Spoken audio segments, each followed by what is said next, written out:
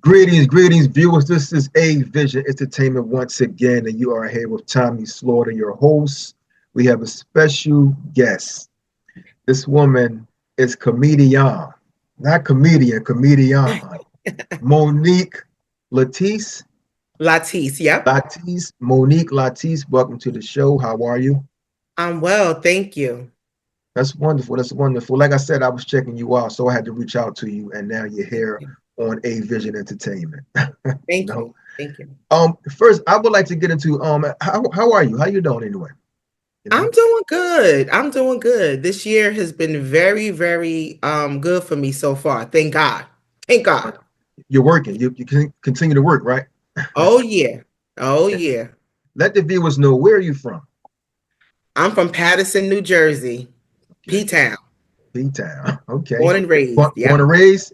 Born and raised. All right. All right. Yep. All right. Yep. So can you just explain to me a little bit, how was P-Town like growing up as a teenager when you was out there?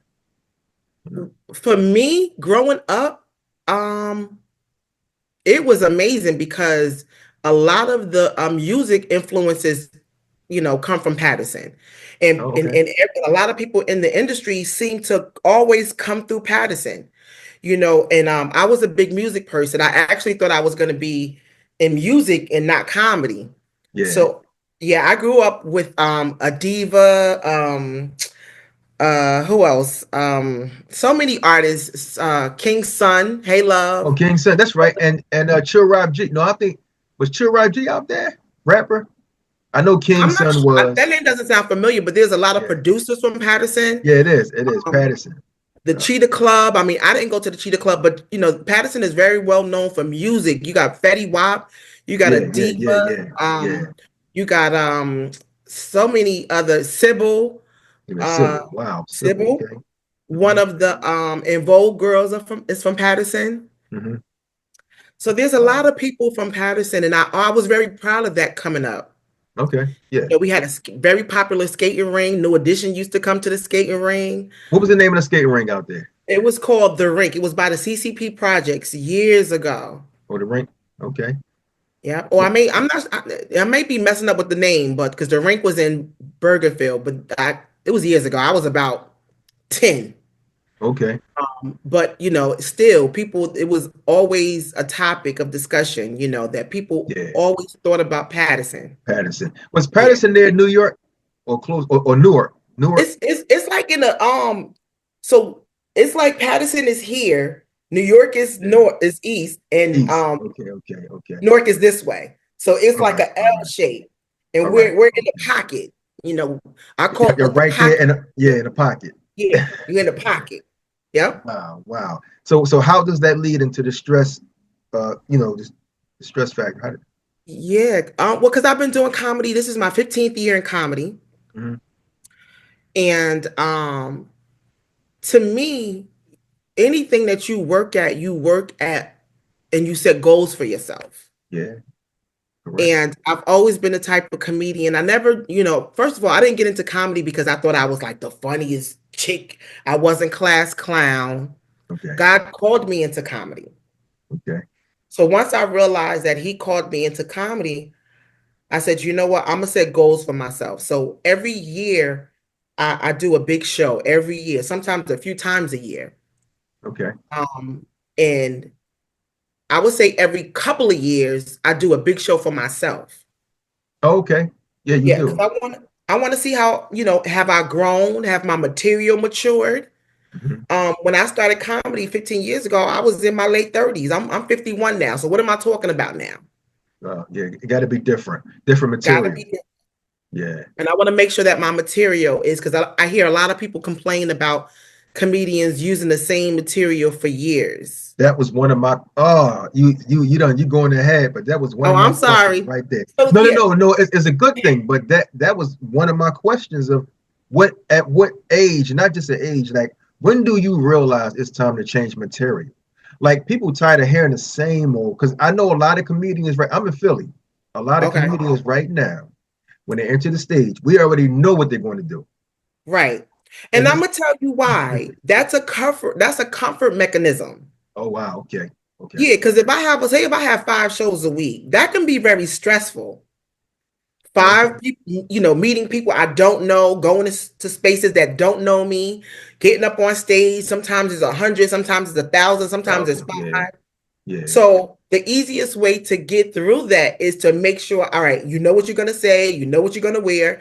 So, and then that's the way you build your material too. So to you, it sounds like, all right, she doing this, the same old jokes, but you should be hearing growth. That's my That's right. thought. That's right. Yeah. You know, and me personally, if you come and see me 5 times a week, which is rare, but let's say you said, you know what, I'm a fan of Mo, I'm gonna come and see her every weekend. Yeah. No show is never going to be the same. Okay. Gonna be The different. material basis is going to be probably familiar, but it's never going to be the same because I always want to I try to pull from my experiences. What's going Hmm. on in my life this week? Hmm. What happened in my life this week? And I got a lot of material. Wow. Wow. I'm a grandmother. I'm a mother of 3, 2 girls, 1 boy. My son just came home from doing prison time. Like I got Okay. a lot of material. So you got a lot of stuff to talk about, you know. Yes. When did you first know that comedy was what you wanted to pursue a career I always want to be in entertainment. I knew that from the jump. I knew that from the time I came out my mother's womb. I knew I wanted to talk. I knew I wanted to entertain. in? I Hmm. didn't know anything about comedy. Oh, I ain't know nothing about comedy. I knew the comedians, Eddie Murphy, Moms Mabley. I heard yeah, of them, yeah, Red Fox, but yeah. I wasn't I never desired to do that. To do that, yeah, I yeah. wanted to be a rapper. Oh, yeah. So Yeah, so I was you a you had battle. you had skills. I just wanted to be, I guess it was, I don't know if I had skills, but I guess it was my part of that's the part of the entertainment that I gravitated to. Hmm. So I wanted to Wow. be a battle rapper. I wanted to battle people in rapping. So were you good at it though? Battling people? You know what? I don't. I'm not gonna sit here and say yeah I was good because I think if I was good I would have pursued it. Okay. I think I had guts. To go out there and do that. Yeah. So a lot Wow. of times you don't even have to be that good at something because you can get good. Anything that you're trying to do, That's right. you You can can get good at get it. good. Yeah. Um, Were you comical like in school and like in a neighborhood, busting on you people? not really, because I'm not really a busser. Because we start busting, I'm gonna want to fight. So I never was like a busser type. Mm-mm. Yeah, yeah. Um, but if you talk to the people that know me, like in my family, well, outside of my family, I was kind of quiet. Hmm. I didn't have many friends in high school. Kind of stayed to myself. I was the only child, so I didn't really bother people too much. Didn't really want to rock the boat. Just kind of wanted to stay under the radar, go to school, and maybe dance, listen to music. Very simple person coming Yeah. up. My family, Laid back. on Hmm. the other hand, yeah, they will tell you I should have always been in entertainment. They will tell you that I've been the funniest in the family, and I didn't Wow. think so. But sometimes people can see what you can't see. Yeah, you probably wasn't even trying. It's just being you. It's being yourself.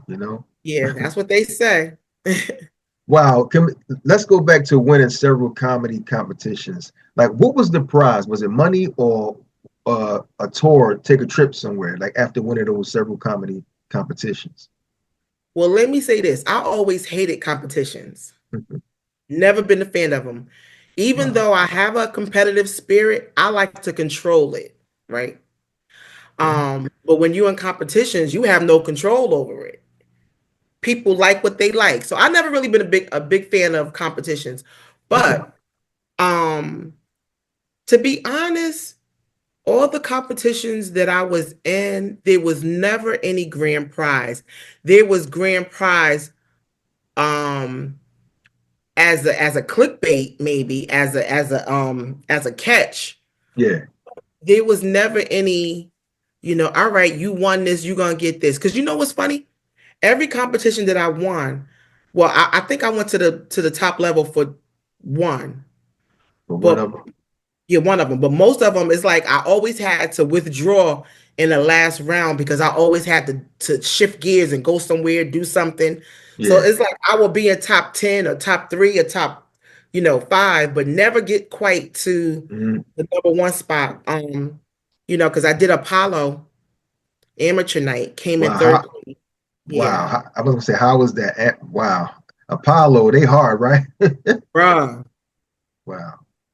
The first round was amazing. I had everybody from Paterson was there. My mother, my grandmother had just Wow. died. So my family was proud to sit in the front screaming, and it was crazy. Lunel was there. It was Wow. just amazing to be at the Apollo as a comedian Wow. doing amateur night. Uh-huh. Um the second round second round I got booed. So the third round I came in third place. Okay. Second round They I booed got you. They booed me Wow. so bad Wow. that the Sandman didn't even want to come out. Yeah.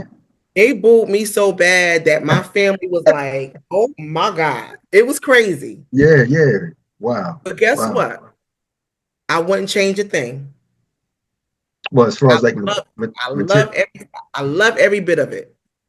Okay. Okay. It didn't feel good then. It didn't feel good then. I wanted to fight everybody up in the Apollo. Wow. So once you went backstage, you was like, oh, I got to do something different, you know? Competition and performing is two different things, right? Mhm. When you're competing, you're coming straight out the gate with your best material. That's right. That's right.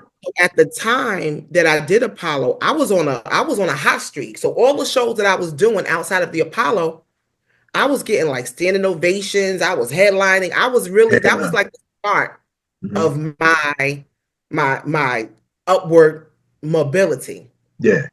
Yeah. So in my mind, I'm like, all right, I made it to the third round last week. I'm about to get this 20,000. So Oh, that's what they was paying. I'm sorry, on Apollo. if I'm not mistaken, it was 20,000. Yes. Wow, 20,000. Wow. Okay. I thought it was some type of deal you get, like a contract. You sign a contract. Not that I know of, but I mean, definitely, if you are the winner of amateur night, I mean, Yeah. Okay. Amateur. Yeah. it should it 20,000. should Wow. lock in some other situations for you. Yeah. Wow. Yeah. So I didn't make it, but you know what? Like I said, I'm glad that I had that experience. I challenged myself. I continued to challenge myself, and it taught me the difference between competing and performing. It's a And difference. performing. Yeah, it It's a is. difference. Yep. Wow. So, Can you ever go back there? Like once you get out of the competition or whatever, can you ever sign up to go back to the Apollo? well, I got booked. I got booked to come back a year later to do a show. Oh, okay. That's Yeah, cool. Apollo has a comedy club called the Apollo Comedy Club that's ran by Bob Sumner, who's the Okay. producer of Def Comedy Jam. All right. He All right. does shows at the Apollo. So I was booked a year later, and it's so crazy because when he called me to book Hmm. me for the Apollo, I was like, "You sure?" I was like, Yeah. I just got booed a couple of last year, but Yeah. he was like, "Nah, you dope. So come out and do the Apollo." So yeah, I came out, did it, had a great show. And it was wonderful. You was back on top, right? Yes, yep. Wow. Are you still the owner of Monique's Comedy Club? No, oh, thank you for asking though, because I'm Yeah. always going to big up my comedy club. I Okay. opened up, well, let me back up. All right. It's not open any longer, Okay. but I want to talk about the reason that I opened it. All right. Let's talk about it. I opened my comedy club in 2020. God gave me the dream in 2019 Okay. because I have been praying about getting the plug. I felt like I didn't have a plug in comedy. I felt like I didn't have the connection. I didn't have the right tools. And, like I said, I woke up one day and just said, I'm going to do comedy. But I just felt like there was a missing piece to the puzzle. To the puzzle. Yeah. As a Black woman, Hmm. as a woman in comedy, Hmm. we often get overlooked. True. So I wanted to make noise. And I said, all right, God, how can I make noise in this industry? And God woke me up out of my sleep 2019 and said, open up your own comedy club. Just like So that. just like that. So I took the money that I had saved and I went, found a realtor, and they found me a spot in Center City Mall in Paterson, New Jersey. Yeah. Yeah. Exactly. And Hmm. it was February 1st, the first day of Black History Month. The city named that day the Monique Latise Day Or they in the city name of Paterson. to this day? They don't, once the pandemic came, it changed a lot of things. But they gave me a certificate naming that day as Monique Latise Day. Wow, that was good. Yeah. So I had 600 people at my grand opening. It was amazing. The mayor, everybody was there. The ribbon, we cut the ribbon. 6 weeks later, the pandemic came and Shut everything down. shut everything down. So that really took a toll on my business. It took a toll on me. And I had to like regroup. So I was able to open back up and I stayed open for a year. Okay. And after that year, I decided that the club did what it needed to do because my name started buzzing. All right. My name started buzzing. You didn't want to keep it going? Huh? You Nah, didn't it want was to keep it open? no. It was too much work. Wow. It was too much work. No. Well, where's the building now? And it did what I needed it to do. Okay, so you did your, you mastered what you wanted to do. Yes. So Yeah. so what, is the building still standing or someone you sold it? Well, it's in the mall, so it was at least business. Okay, And okay. that mall wasn't really doing too good. So I don't know what it's doing now. I didn't sell it to anybody because it was during the pandemic. Nobody wanted it, you know? Yeah. No, So everything was shut down. Pandemic, man, that was one yeah. of the saddest, 3 years, 2 years? To be honest with you, I made a lot of money during the pandemic. I started a thing called Day Day. Everybody loves Day Day. Mhm. Day Day is a character that I created on Instagram Oh, and, yeah? and TikTok and Facebook. And I was actually doing birthday shout outs for kids. And it was all based on a kid that was pulled out of school and her mother had to homeschool her. And her mother wasn't that into education. So she Yeah. really wasn't able to help Day Day. Wow. And Wow. it was about kids in the inner city trying to get through the pandemic. It was amazing. That made me some bread. I did good. I Wow. did. Did you ever try to write like a book about, or like do a movie, like a short film about that? Just to Yeah, keep it going.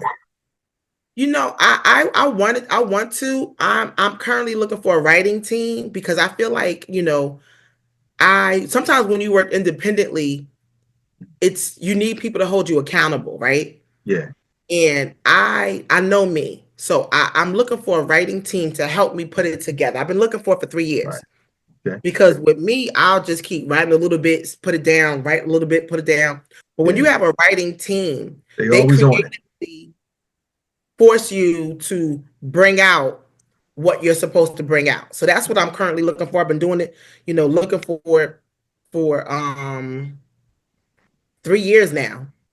You talked about how much you love what you're doing. You love your work. You love Yes. comedy. Is there a particular goal or mission driving you? What's driving you to keep doing this? That's a good question. Sometimes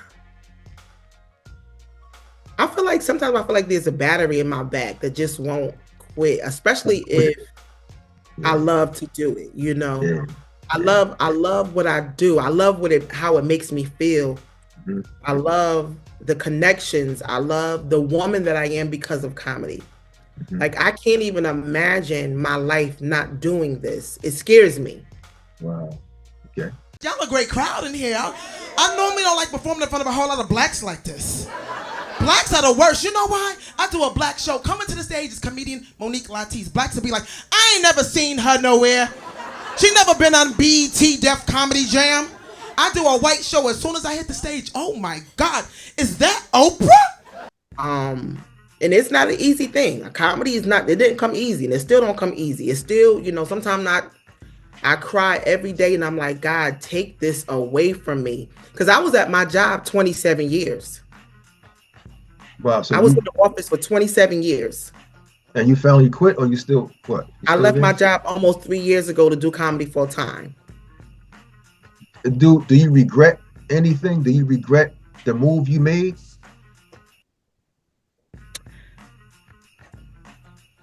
I'm glad I did it. Okay. I'm glad I did it. It ain't for the weak.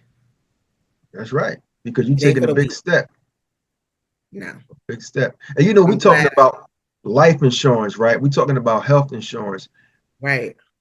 It basically is out of pocket for you, Yep. right? Yeah, because now you left and doing this. Yep. Is that part harder? Because now you Woo. It is because I'm 51. I'm not 21. My body hurt. My shoulders hurt. If I move wrong, I could dislocate my back. yeah, I understand. You know what They I'm say saying? the older you I get, got yeah. grandkids. I Yeah. got kids. They want me to stay around.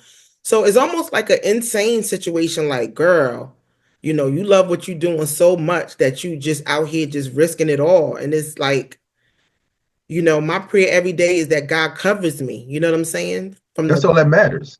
bottom of my feet to the head of my, top of my head. I pray that He covers me because I'm outside. And the reason why I'm saying that because your belief, was strong.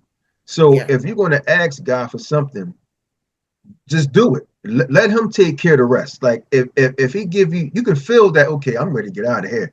Do it, leave it up to God, because this is what you Yeah. wanted to do. Some people may not understand it, but this is your life, You know your what made journey. me do it? I'm gonna tell you what made me do it. I did a show in 2017. Mhm. It was at this point I was doing comedy 7 years. It was an all-female event, and I was the only comedian. The way they screamed my name Wow, after my performance, wow, the that's way great. those women stood on their feet, Mm. and you can hear the cheer and the like. I said, call me crazy, call me delusional, call me insane, Mhm. but I want this for the rest of my life. Wow, and you went after it. And I went after it. And people thought I was crazy. Like when I left my job, people thought I was crazy. They like, why are you leaving your job? And I was like, I don't know. But Be- I want that feeling that I felt 2017. some people are afraid to make a move like that because they don't believe. Yeah. So they put their fears on you. Like they'll tell you all the bad things what might happen because you're doing this. Mm-hmm. That's what people do. Yeah. And That's why you can't tell everybody everything. you cannot tell them. You You can't tell know, them. you can't tell it unless you're locked in and you know what you're doing. You can't tell it because people like I remember when I told my mother, she was like, "What?" Yeah. And I had to break down every plan that I had. And guess what? None of the plan that I had came through. None of it. Oh, okay. None of it. I'm gonna tell you what happened. I left my job in July and I went out to Vegas in October. I made it to this comedy festival in Las Vegas. Yeah. Flew myself out there, got a hotel, was a part of the festival. They picked the winner. They always pick like a big winner for the festival. I wasn't a winner, which is fine. I came back home. They posted the video of me Oh, performing at the festival. yeah. In 5 hours, it had got 11 million views. And 5 hours. Wow. Yep. By the next day, it was already at like 20 million views. Wow. That's So big. to me, I took it like that was my confirmation That was it right there. to me. But God said, nah, you still got work to do. So, I still had to put on my boots and I'm not complaining because that's part of the grind. Yeah, it is. You put your boots on and you get to stepping. Pursuing your goals and dreams is not an easy task at all. Mm-mm. When you started out, was there any support as far as family and friends who will give you like money or support you through this, or did you have to do everything on your own from the pocket? Let me tell you something. No, you know what? To be honest with you, I wasn't sure what comedy was gonna mean to me, so I really didn't let anyone in. Oh, It was like my little secret. okay. People knew I was doing comedy. People saw, but nobody. I wouldn't let people come to my shows. Like I had one cousin that would come with me to shows because I wanted to make sure that someone else saw what I was seeing and feeling. Yeah, yeah. You're right. But I wouldn't let it took me a while to really let people in my space with comedy. Hmm. So, And it was private for you. very, very. Sometimes I see comedians now and they move with an entourage. And I'm like, I wish I could have done that when I started. Wow. You build a team. You build a team from the ground up. And I didn't. Like, I was like, I'm my team. I was like, no, it's just me. But in order to me, in order to really be successful, you need a team. Even if it means your team is gonna backstab you one day, turn their back on you one day. You need a team. It's hard to do things by yourself. Right.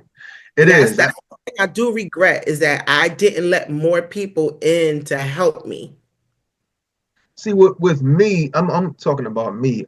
I always have like my guard up, because people today, you can't trust really nobody. No. So having a team, it have to be somebody that believe in you, somebody that you can trust, because people will start off okay. Next thing you know, it's all dismantled. I know. And I'm an only child, so I'm used to being by myself. But let me tell you something.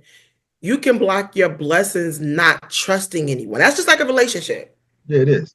You gotta, if you're gonna date someone, if you're gonna get to know someone, why would I have my wall up if I'm saying I want to get to know you, but I'm gonna put my wall up? That's right. You're right. That's not fair. You're right.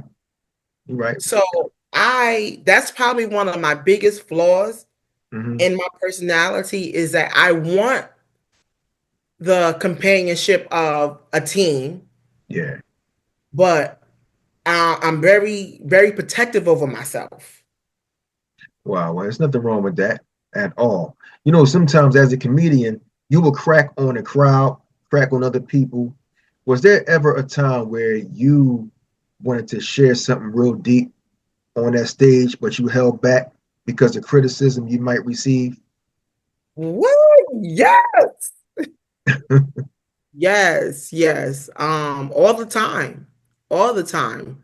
Like, if I really got on stage and really talked about my life and every piece of it, I don't even think if I could keep it 100 with you, what I've discovered, the older I get and the more I experience life and experience social media, half of the people don't deserve the wisdom and the gems that you have stored throughout your experiences. They wouldn't even know how to handle it. People mishandle things too much. Like, if it was a more safe environment, I would be more open to sharing more. Yeah. But we live in a very critical state where people are judgmental. People are, they hate, everything, jealous, envy, all this stuff. Yeah. Right. So I feel like, you know what, I'm learning, and this was a hard lesson. Some of this stuff I'm gonna have to just take to my grave, because everybody doesn't deserve the top of the line juicy gems that's stored up in Monique Latise. Wow. Well, some people doesn't deserve it, you know. Yep. But, maybe one day you will share that with someone that you can really trust.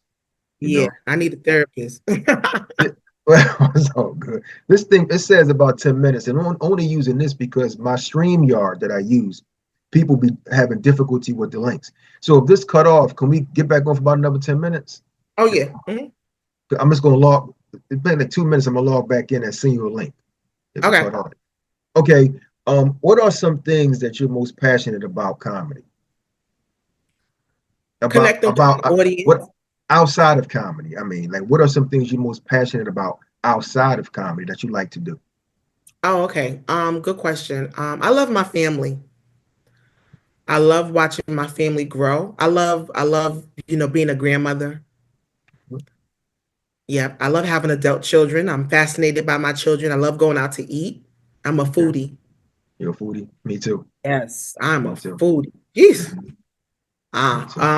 What else do I love to do? I love to dance. I love to dance. And not that I like to go out to dance. I just love to dance around my house. Okay. Yeah. I call it personal dancing. Personal dancing. You're not all out there. Good. Yeah, I like to do that. What else I like to do? I love to travel. I love to travel. Sometimes I just like being at the airport. I don't care where I'm going. Just go to the airport. Yeah. Wow. Tell me, what was the best night of your life as far as doing on tour or just on stage doing comedy? What was one of your best nights that you can think of? February 1st, 2020, the day I opened my own comedy club. That was one of your best nights, right? Did you bring in comedians from your neighborhood to come on in and share the stage? Yes, definitely. Yep. You know I had to do that. Yep, absolutely. You had to represent Paterson, New Jersey. Of course. Of course. One of my homegirls, no shade, Tawana, she hosts the grand opening for me. Okay. My sister Michelle Benson was there. Yeah, absolutely. I had to make sure that the home team was there. Well, that's wonderful. That's wonderful. And what is one thing that Monique Latise friends will be surprised to know about you? What would be one thing that people would be surprised to know about me? Right. Good or bad, right? Anything you come up with that they don't know, that they may find like, wow, I didn't know that. No, either or. When I was 9 years old, I felt like God had called me to ministry. Okay. Yeah. I accepted Christ when I was 9, and I felt like I had a responsibility I felt like I was going to be an evangelist at 9. So I don't know if that would surprise people or not, but that's something that surprises me. Okay. May I ask, how did you feel that, or that's something personal? Because some people don't really like to talk about it, though. You know, I felt like I had a mission, like God was going to use me to share, to spread his word. I just felt it. I felt it. And I'm actually doing it. I'm actually doing it through laughter. But I knew I accepted Christ. I remember the day I was at a vacation Bible school in Atlanta, and I accepted Christ as my Lord and Savior. And I was like, you know what? I'm going to preach the gospel. I'm going to tell everyone about the goodness of God. And that's what I thought until I Yeah. started dancing and getting into hip hop. Then I was like, never mind. Yeah. Were you ever baptized? Yes. Okay. Yep. When I was 9. Yep. All right. Cool. Cool. Well, if there was what would you tell them up and coming comedians, still fresh out? What advice would you give them about this business? I would give them, the advice I would give them is to know why you're doing it. Sweet. Understand your story. Because knowing why you're doing it can really dictate how you move. Okay. Because there's different reasons to do comedy. You could be doing comedy because you like being in the limelight, because you think you're funny, you're a good writer. Understand why you're doing it. What's your purpose? Networking is network. You gotta network. You gotta get out and network. That's a key. And that's something that I really didn't understand, the power of networking when I started. I thought everything come to you. You just do good and then things come to you, and it don't go like that. No, you got to step out. Yeah, no matter how good you are, you gotta introduce yourself. That's what you're saying is a good question. Well, good thing you just said, because I would like to know, how do you market yourself as a comedian? How do you do that? So I use social media a lot because everybody's on their phone. Everybody's using social media. So I use the major 3 platforms: TikTok, Instagram, and Facebook. So back to the Stress Factory that's coming up. Yeah. I have a big show, my debut headlining at a major comedy club. I've headlined comedy clubs before, but this night is a special night because it's the first time that I'm booked as a featured headliner solo. But it's a big deal. So I'm right now, what I'm doing is I'm trying to contact every news outlet in New Jersey. This is just how I move. Yeah. I'm using social media, Instagram, TikTok, videos that went viral before. I'm reposting them. Because a lot of my bookings come from people who see me post on Instagram. A lot of my interviews comes from, post on social media. Social media, yeah. So social media is my outlet. Even though I can't wait till I get to the day where I don't have to post as much. But in the meantime, I'm gonna post on. I think that will never stop. As long as you love social media, you're gonna always post, no matter what. I hope I don't, because posting and marketing is a whole job. Like it's a whole, It is. It is. I do it all the time. Sometimes I wake up in the morning, like 4 in the morning, and I'm posting and doing social media stuff until like 10 o'clock in the morning. And I'm Wow. exhausted. Then I'm ready to take a nap. Wow. That's how it is, when you have a business going on. You do. Yeah. Mhm. Is there anything that you would like to say to your fans at this time? Any like you said, the show is coming up. How can they contact you with the work that they can see? So you can find me on all platforms, Monique Latise, all social media, TikTok, Instagram, the old Twitter, which is now known as X. You can catch me at the Stress Factory Comedy Club in New Jersey. And I'm looking for Philly. I'm looking for Delaware, New York, New Jersey. Come out, because I'm looking to show that women can headline. This is your girl, Monique Latise. You are watching A Vision Entertainment.